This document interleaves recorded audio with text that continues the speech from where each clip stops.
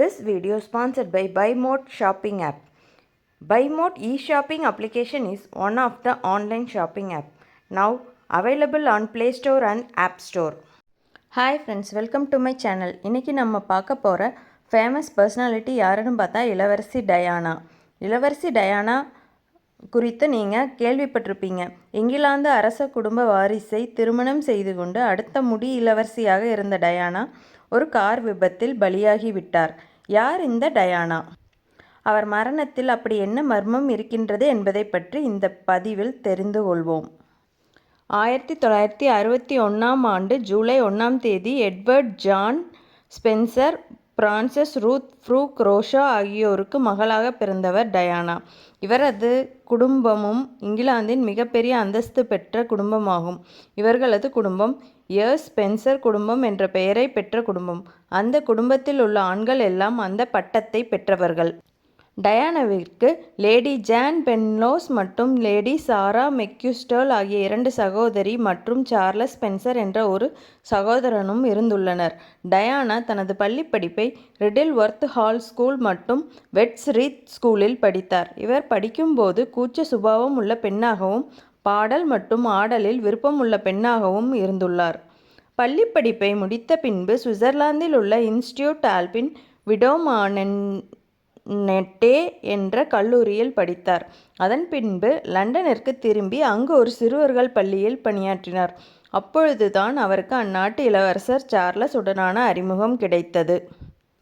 1977 Diana தன்னை விட 13 வயது மூத்தவரான சார்லஸுடன் காதல் வயப்பட்டார். டயானா குழந்தையாக இருக்கும்போதே சார்லஸிற்கு டயானாவை தெரியும். இவர்கள் குழந்தை பருவங்களில் ஒன்றாக விளையாடியவர்கள்.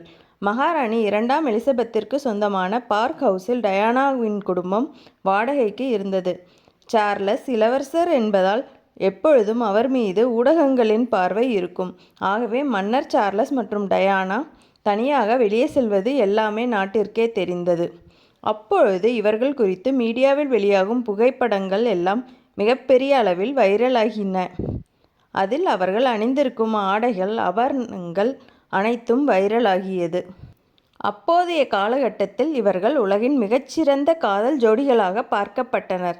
இதற்கிடையில் 1981 பிப்ரவரி 6 மன்னர் சார்லஸ் மற்றும் டயானா ஆகியோருக்கு நிச்சயதார்த்தம் நடைபெற்றது. இந்த நிச்சயதார்த்தத்தில் அவருக்கு 12 கேரட் வைரம் பதிக்கப்பட்ட மோதிரம் டயானாவிற்கு அணிவிக்கப்பட்டது. அதன் மதிப்பு அப்பொழுது 28,000 பவுண்ட். அதன் இன்றைய மதிப்பு 26 லட்சம் ரூபாயாக இருக்கிறது. டயானாவின் மரணத்திற்கு பிறகு இளவரசர் வில்லியம்ஸின் மனைவி கேட்டின் கையில் இந்த மோதிரம் இருக்கிறது. 1981 ஜூலை 29 டயானாவிற்கும் மன்னர் சார்லஸிற்கும் திருமணம் செயின்ட் பால் கத்தீரல் தேவாலயத்தில் வைத்து நடந்தது. திருமணத்திற்காக டயானாவிற்கு 25 அடி நீள வெள்ளை நிற உடை 10,000 முத்துக்கள் பதிக்கப்பட்டு செய்யப்பட்டது. இந்த உடையை அணிந்து கொண்டு டயானா சர்ச்சிற்கு வெளியே இருந்து உள்ளே செல்ல 3.5 நிமிடங்கள் ஆனது. இவர்களது திருமணம் டிவிகளில் ஒளிபரப்பு செய்யப்பட்டது. அந்த காலத்திலேயே சுமார் 74 நாடுகளில் சுமார் 10 லட்சம் பேர் பார்த்துள்ளனர். அந்த காலத்தில் இது மிகப்பெரிய ஒரு சாதனையாக பேசப்பட்டது. 1982 ஜூன் 21 டயானாவிற்கு முதல் குழந்தை பிறந்தது. அதற்கு வில்லியம்ஸ் என பெயரிட்டனர். 1984 இரண்டாவது ஆண் குழந்தை பிறந்தது. அதற்கு ஹென்றி சார்லஸ் ஆல்பர்ட் டேவிட் என பெயரிட்டனர். இவர் தற்போது ஹாரி என அழைக்கப்படுகிறார். இந்நிலையில் டயானாவிற்கும் பிரின்ஸ் சார்லஸிற்கும் மனக்கசப்பு ஏற்பட்டது. அதனால் இவர்கள் 1992 பிரியலாம் என முடிவு செய்தனர். அதன் பின் அதிகாரப்பூர்வமாக 1996 ஆகஸ்ட் மாதம் பிரிந்து விட்டனர். இருந்தாலும் டயானா பின்னுள்ள ஊடக மோகம் குறையவில்லை. டயானாவிற்கு பாகிஸ்தானை சேர்ந்த ஒரு வைத்தியருடன் பழக்கம் ஏற்பட்டது. இவரும் நெருங்கி பழக தொடங்கியுள்ளார். இந்த விடயமானது ஊடக முழுவதும் அரசல் புரசலாக வெளியானது. இதனால் டயானா பற்றிய பல வதந்திகளும் சில உண்மை கலந்த வதந்திகளும் அதிகமாக பரவத் தொடங்கியன. டயானாவிற்கு விவாகரத்தானாலும் அவரிடம் இளவரசி என்ற ராஜ குடும்ப உரிமை இருந்தது. ஆனால் டயானா எந்த நேரம் வேண்டுமானாலும் அதை விட்டுத்தர தயாராக அறிவித்துவிட்டார். அன்றைய காலகட்டத்தில் எய்ட்ஸ் நோய் பரவில் இருந்தது. பல குழந்தைகளும் அதில் பாதிக்கப்பட்டனர். HIV எய்ட்ஸால் பாதிக்கப்பட்ட குழந்தைகளுக்காக டயானா ஒரு நிதியத்தையும் தொடங்கி உதவி செய்துள்ளார். அவர் விவாகரத்திற்கு பிறகு தன் மகன்களை வளர்ப்பதிலும் சமூக சேவையிலும் தான் டயானா அதிகமாக ஈடுபட்டு வந்தார். இதற்கிடையில் டயானா எகிப்தில் உள்ள ஒரு சினிமா தயாரிப்பாளர் டுடி பயாத் உடன் தனியாக சந்தித்து பேச ஆரம்பித்துள்ளதாக 1997 செய்திகள் வெளியாகியுள்ளது. தெற்கு பிரான்சில் அந்த டுடி பயாத்திற்கு சொந்தமான படகிற்கு டயானாவை அவர் அழைத்திருந்தார்.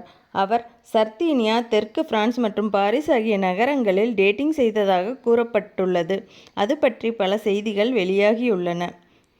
இந்நிலையில் பாரிஸில் 1997 ஆண்டு ஆகஸ்ட் 31 டயானா மற்றும் டுடி பயாத் ஒரு காரில் செல்லும்போது அந்த கார் விபத்தில் சிக்கியுள்ளது. இந்த விபத்தில் டுடி பயாத் மற்றும் காரின் ஓட்டுநர் சம்பவ இடத்திலேயே உயிரிழந்துள்ளார். இதில் டயானாவிற்கு தலையில் பலத்த காயம் ஏற்பட்டுள்ளது.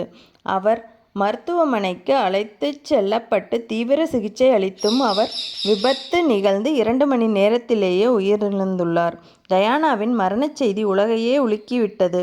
பலர் டயானாவின் மரணத்தில் மர்மம் இருப்பதாக கருதினர்.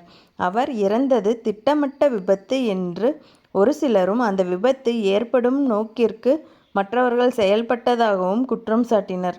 அதனால் டயானாவிற்கு மரணம் விசாரணைக்கு உள்ளாக்கப்பட்டது என்றாலும் தற்போது நம்முடன் இளவரசி டயானா இல்லை என்பதே நாம் யோசிக்க வேண்டிய ஒரு விடயமாக இருக்கிறது என்பது குறிப்பிடத்தக்கது.